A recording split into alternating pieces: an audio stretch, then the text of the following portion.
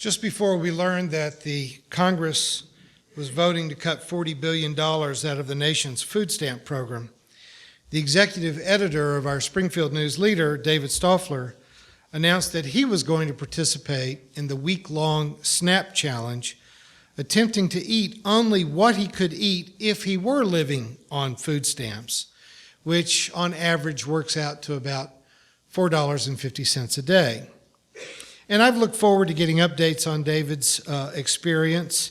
I believe yesterday was the last installment of what he was going to say about that experience, but as courageous as it was for him to attempt this, it's still not exactly the same, of course, as sharing in the plight of what the poor experience for months and months at a time. If I had to live on $4.50 a day of food, then I would get very serious about vegetable gardening in the backyard of my home because I have a backyard, an option not available to most poor people. I would also get serious about canning and freezing and buying food in bulk and working to balance my diet by using a lot of dried beans and grain because I have a fully equipped kitchen and I have storage space and I have the internet, which is where I always go to find out how to prepare something that I can't remember how Mom used to do it. None of these things are typically available to the poor. Still, in my case, there would be other complications. I'm on a pretty rigorous diet right now. I'm trying to eat locally produced farm goods, both for my own health and to support local farmers. But if you take $4.50 down to our local farmers market, you're not going to get very much to eat. In fact, by and large, the most affordable foods at the grocery store are the ones that those of us trying to be careful about our health and our diet never eat. There is a huge upsurge in diabetes and other obesity-related illnesses among the poor because the kinds of foods that we give away at our food pantries or that we make available in large quantities at low prices are the kinds of foods that make people fat and sick. It's not just about hunger or having to deny your kids the kinds of restaurant or highly advertised foods that their kids eat. And it isn't about having to just forego stopping by Starbucks for a $4 cup of coffee with your coworkers or your neighbors. It's about relegating the poor to a diet that shortens their lives and makes them sick. All the while, the members of Congress who voted to cut 30 million people off of food stamps treat themselves to free meals at the most expensive restaurants in Europe and Asia at taxpayer expense while traveling on taxpayer-provided junkets. And yeah, it's hypocritical, and yes, it makes me angry, and I think it should make you angry too. But what we have to realistically recognize is that it is now common as dirt to just not care. The disparity between the people who have access to any kind of food that they want and the people who are always having to think ahead and plan and eat the worst possible things is becoming such a deep chasm that we can't even see each other across the distance. Most of us here in the Midwest rarely have to spend an hour on a crowded subway train where the homeless hide out to avoid bad weather. Not many of us have to commute on crowded city buses where we are always on the lookout for pickpockets while avoiding eye contact with panhandlers. Even those of us who regularly serve food in our homeless shelters, where we know the names and recognize the faces of the chronically poor, we don't go where they live. We don't know where they camp or park the car that they sleep in at night. Even when you try, you don't get to share in the experience of American poverty. But our faith requires of us that we try to feel it with them.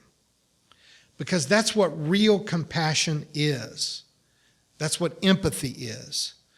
To allow ourselves to let down our defenses and to have the courage to identify with someone who is in a very bad place in life. even if they got there due to their own bad choices. And this is one of the hardest things for those of us that consistently, and I'm in a homeless shelter at least twice a week, sometimes 3 or 4 times. And sometimes it gets to be tough to not get tired of the demands and the people that chronically make the bad decisions that keep them there. But not all of them are there by their bad decisions, and not many of them had the information or the opportunities to have avoided that place in life. Our scripture lesson today is an excellent example of what we call a lament, a compassionate lament from the 8th chapter of Jeremiah. He is weeping because he sees the people who have worked out in the fields at the end of harvest, and they're still hungry. The harvest is in, and the workers are still hungry. When the storehouses are full of grain, it was at the time of year when there was plenty of food, but there were people going hungry. And the gross injustice of this was physically painful to Jeremiah. The fact that he had to write about it and cry in public about it can only mean that it wasn't physically painful to everybody else. The only thing that we get to read from these ancient scriptures is the alternative voice. You don't get to hear the majority voice. Just like in our country, where there's way too much food available, we don't get to hear from the people that don't have enough. To feel it in our own gut, that's what's missing.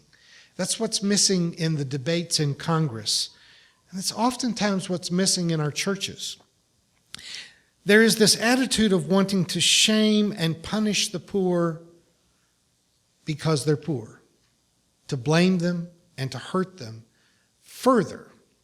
Barbara Ehrenreich, who became famous for her book about her experiences of trying to live on the minimum wage in her book Nickeled and Dimed, has recently been speaking about the ways in which we are literally taxing the poor for being poor.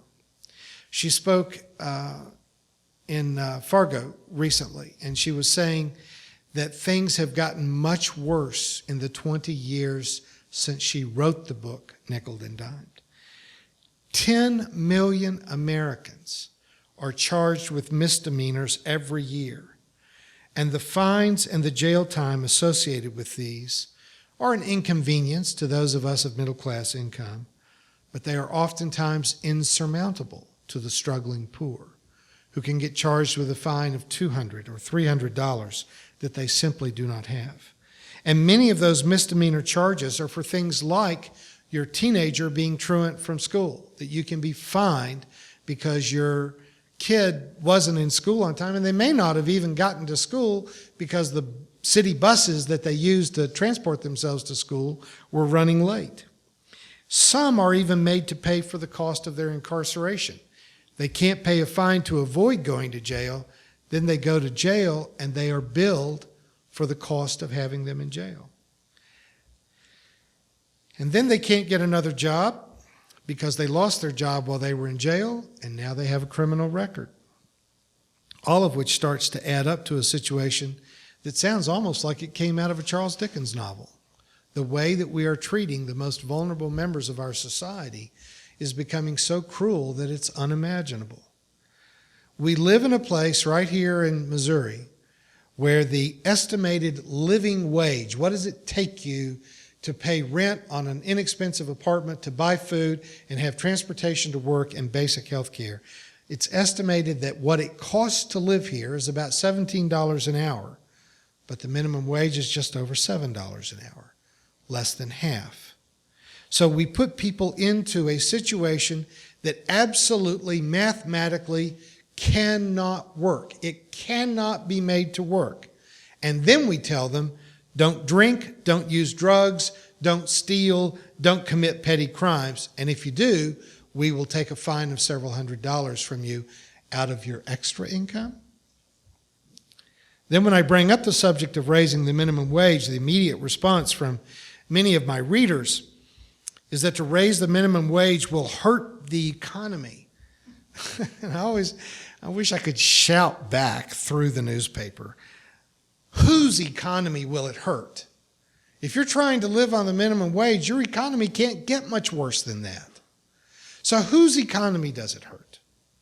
But among those of us who have vociferously argued against cutting the SNAP program, we are arguing with people. There are several members of Congress who own land in their respective districts, and they receive from the same farm bill that they split it this year, but the farm bill, they receive subsidies from taxpayers, some of them for not growing crops.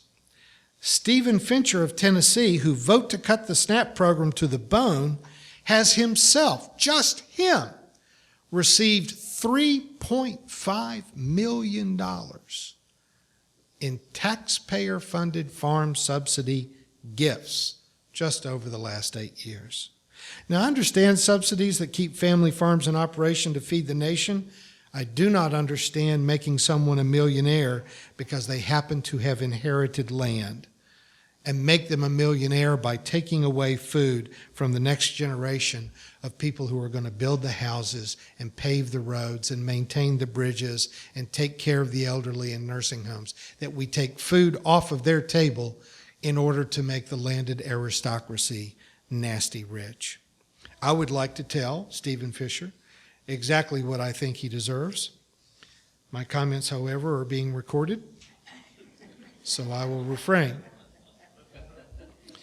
We give $4 billion a year in subsidies to oil companies at a time when oil companies are making record profits. We spent hundreds of billions to maintain dozens of foreign military bases whose sole purpose, sole reason for existing, was to help us win World War II that has now been over for 70 years. And there is no talk about closing those bases while we are cutting $40 billion out of food subsidies so that our children and our citizens can simply eat. You know, I don't believe that there is such a thing as a hell, but I entirely understand why the Zoroastrians came up with the concept. There isn't one, but there are lots of days that I think there ought to be one. Robert Reich just released a new documentary this week, which none of us here will get to see because no theater in the Ozarks is going to be willing to show it, even though I've been asking. But those of you watching who do not live in this Mensa Club bastion should try to get out and see Inequality for All. Reich points out how the growing income disparity in our nation has now reached a point that has only been seen one other time in history, just before the world economy fell into the Great Depression. It is no exaggeration to say that if we cannot recover a sense of decency, of fairness, of compassion, of empathy in this nation, that we are headed for an unparalleled economic collapse. But if you take Jeremiah seriously, if we don't change our course, then we deserve a complete economic collapse. The day may come, and it may come within our lifetimes, when there really just are no more churches in our country. The public increasingly finds no need for church, and the academy increasingly believes that we do more harm than good. And so the prophetic voice of faith may one day be silenced, but this is not that day. As long as there is breath in us, we must take up the cry of the needy.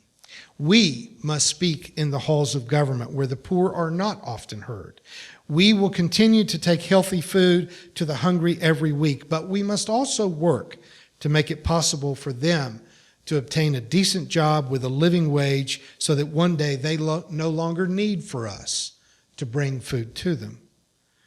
There may not be a place of eternal burning torment, but that doesn't mean that we can't give the people who persecute the poor enough hell for them to change their ways.